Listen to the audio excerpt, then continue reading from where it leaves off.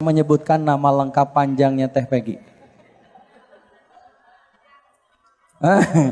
Perlu dicontohin? Perlu dicontohin, boleh. Coba dicontohin Teh. Oh, baru mulai langsung Ustadz suruh contohin ya. Ya baik, nama lengkap yang dulu itu ya Ustadz ya. Iya.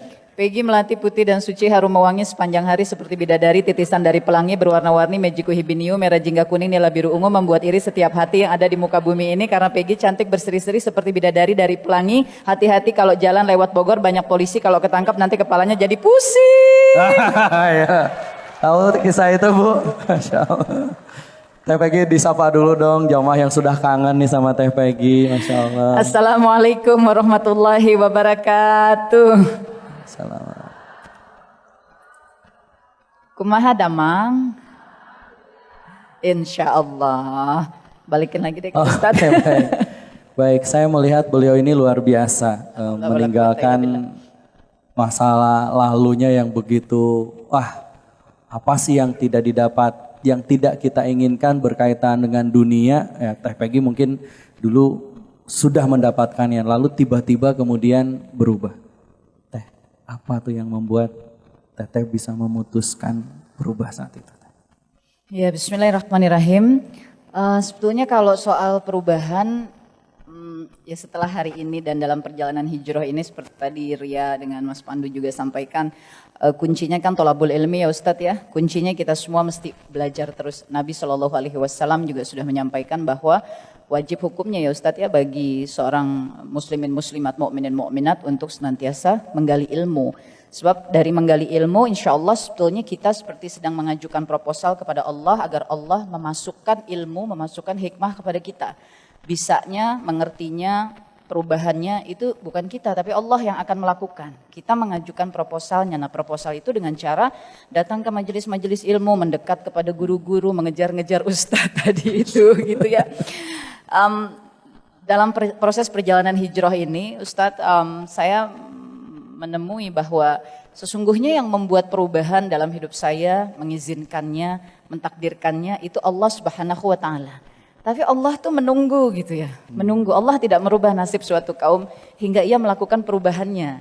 Bukan Allah tidak mampu merubah, tetapi Allah sudah lebih dulu menjadikan hidayah khalqi atau petunjuk penciptaan yang saya pernah mengikuti kajiannya dari tafsir Al-Maragi ketika bicara tentang ihdinas siratal mustaqim, berilah petunjuk kepada jalan yang lurus. Sesungguhnya Allah sudah memberi petunjuk.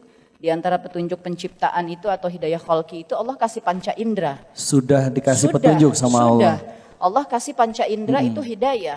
Allah kasih akal itu hidayah. Iya. Allah kasih rasa itu hidayah. Agar kita menggunakannya untuk apa? Hadis riwayat Qudsi.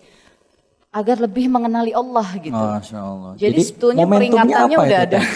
Momentumnya apa yang membuat, iya ini nih pesan nih dari Allah. Prosesnya agak panjang Ustadz, karena bukan 1 minute moment gitu ya. Bukan sebuah kejadian yang tiba-tiba membalik saya. Tetapi 23 tahun berkarir, la haula wa la quwata illa billah. Baik di dunia bisnis, di dunia artis ya, baik sebagai konsultan. Waktu itu juga saya aktif ya di dunia internasional untuk bidang katanya sosial juga pernah jadi pembalap. Jadi, saya dulu pembalap. Oh pembalap. Punya banyak beberapa piala lah ya. Saya pembalap. Bahkan Allah pernah ingatkan. Saya pernah kecelakaan hebat ya di lintasan balap. Mobil saya hancur ya, berputar terguling 360 derajat. Dan la haula wala quwata illa billah. Allah sudah pernah panggil dengan cara itu. Tapi ya ini manusia. Kalau nggak tolabul ilmi, nggak berkumpul ya, berjamaah. Nggak sadar juga dipanggil dengan panggilan itu, mobil hancur 360 derajat yang pada saat itu saya ingat ya, ada Pak Chandra Alim dan lain-lain yang melihat hancurnya itu ya potensi selamatnya sebetulnya tidak besar gitu ya. Tapi Masya Allah, Allah selamatkan. Saya cuma ada bengkak-bengkak, mata saya ketusuk kaca, keluar darah gitu ya, jahitan mungkin hanya 8, tapi pada dasarnya saya selamat. Lalu saya juga seorang jumper, dulu saya bungee jumper. Saya punya penghargaan salah satu loncat yang pernah tertinggi di Indonesia 76 meter kalau nggak salah. Dan kalau tidak salah pernah baca-baca Mbak Peggy ini lulusan terbaik universitas jurusan pembuatan khamar. Astagfirullahaladzim. Betul Teh? Pada pendidikan formal saya, alhamdulillah S1 S2 saya diizinkan Allah cum laude. Yang non formalnya, la haula wala quwata illa billah. Salah satunya saya memang pernah sekolah untuk Astagfirullahaladzim. Saya pernah ambil sekolah di Manchester ya, di UK untuk pengolahan bir.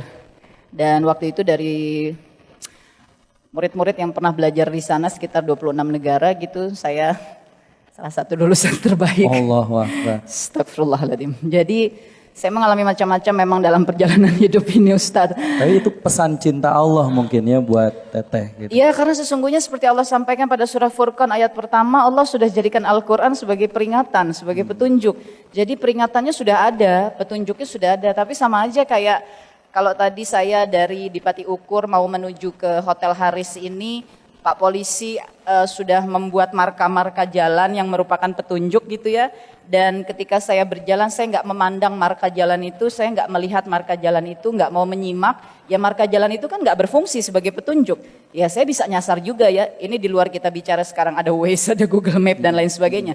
Artinya petunjuk itu sudah ada, tapi kalau kita tidak menggunakannya itu tidak akan jadi petunjuk. Peringatan itu sudah diberikan. Allah katakan di dalam Al-Quran, Allah mengirimkan para rasulnya. Nabi dan Rasul kan untuk memberi peringatan. Tapi kalau kitanya nggak nyimak ya nggak jadi peringatan. Jadi dalam hidup saya, Masya Allah, Allah dan dalam hidup kita semua.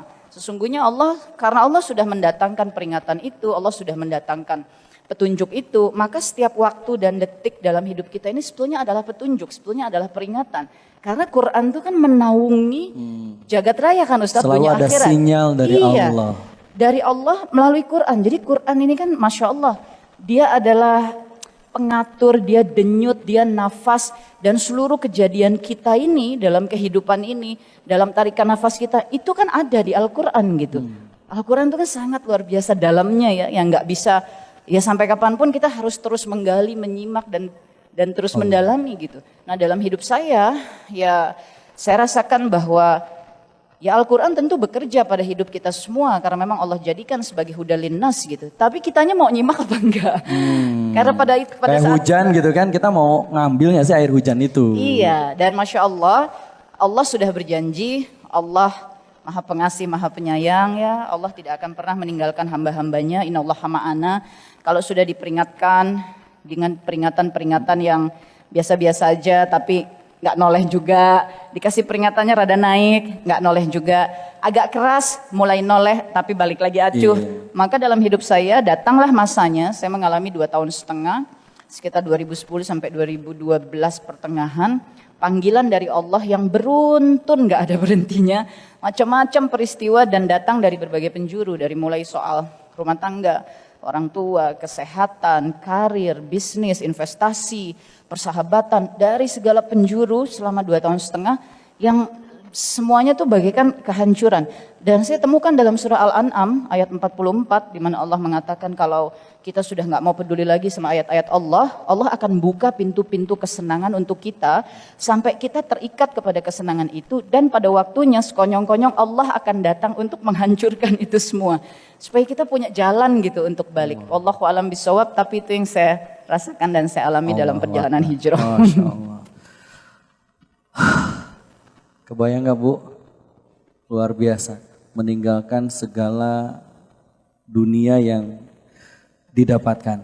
Teteh mendapatkan ujiannya seperti itu. Mas Pandu dan Baria ada kekosongan saat itu. Lalu kemudian memutuskan untuk berhijrah. Sekarang aktivitasnya apa saja Teh Peggy? Ya proses hijrah itu kan gak pernah gampang ya. Dan ketidakgampangan itu memang harga yang kita mesti bayar. Kemarin-kemarin kan kita mungkin banyak gak peduli gitu ya. Dan hijrah itu kan keharusan ya Ustadz. Allah perintahkan kan. Nabi sudah mengatakan wal muhajiru man hajara manakhallahu anhu, bahwa sesungguhnya orang-orang yang berhijrah itu orang yang selalu meninggalkan larangan Allah menuju pada ketaatan. Sementara kita diciptakan sebagai hamba Allah kan untuk itu. Berarti hijrah itu kan keharusan. Jadi ketika mengalami macam-macam di dalam proses hijrah tersebut, berbagai macam peristiwa yang mungkin susah, berat, duka, kehilangan, ibaratnya hancur-hancuran deh gitu kan ya. Ya itu semua memang harga yang kita mesti bayar gitu ya. Yang gak mesti dipertanyakan, kok gini sih, kok hijrah berat, gak mesti dipertanyakan. Karena kemarin-kemarin emang kita yang maaf, astagfirullahaladzim, kayaknya nggak tahu diri banget gitu ya.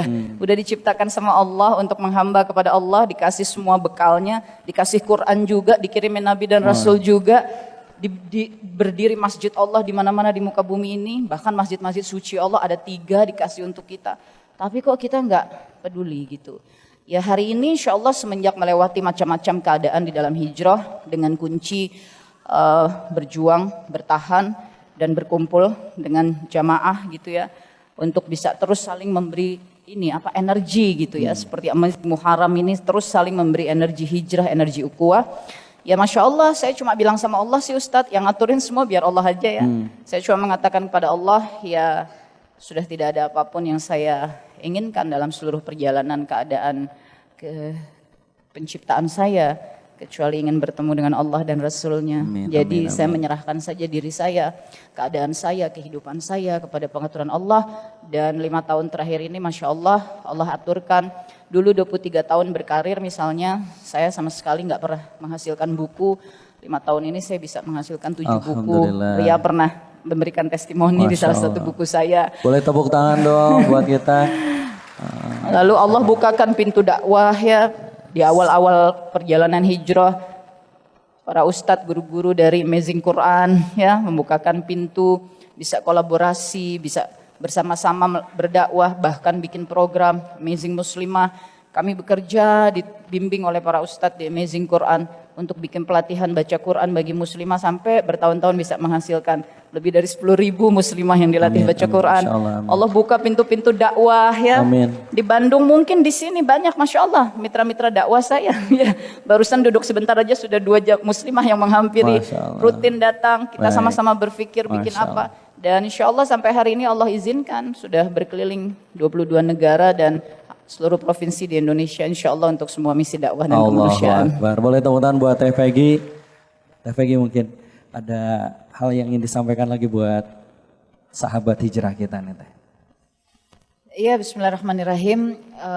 Ya sesuai dengan apa yang diinspirasikan oleh Amazing Muharram dan juga bulan Muharram itu sendiri, hijrah adalah hakikat. Jadi jamaah semua selalu jadikan setiap momentum di dalam hidup ini sebagai perjalanan kita menuju Allah. Dunia ini bukan sesuatu yang akan menjadi dunia bukan tempat tinggal kita, tapi ini perjalanan. Jadi insya Allah setiap detik, setiap waktu ingat dan sebut terus Allah. Allah ya. Semakin ingin kita bertemu Allah, insya Allah semakin kuat kita, semakin ikhlas kita mengorbankan apapun. Bahkan hal yang paling mungkin kita rasa berat, insya Allah kita ridho gitu ya. Sebab memang Allah tuh tujuan yang gak ada bandingannya dengan apapun juga. Maka menuju tujuan itu apapun kita mesti ikhlas untuk mengorbankannya. Mudah-mudahan dengan keikhlasan kita itu, maka Allah lah yang akan menolong, menyuntikkan terus kepada kita taufik, kekuatan, sehingga kita berketetapan di jalan Allah sampai hari pertemuan dengan Allah. Surah Al-Ankabut ayat 5, barang siapa ingin bertemu dengan Allah, Allah akan penuhi janjinya. Hari itu akan tiba, insya Allah. Mudah-mudahan kita bertemu.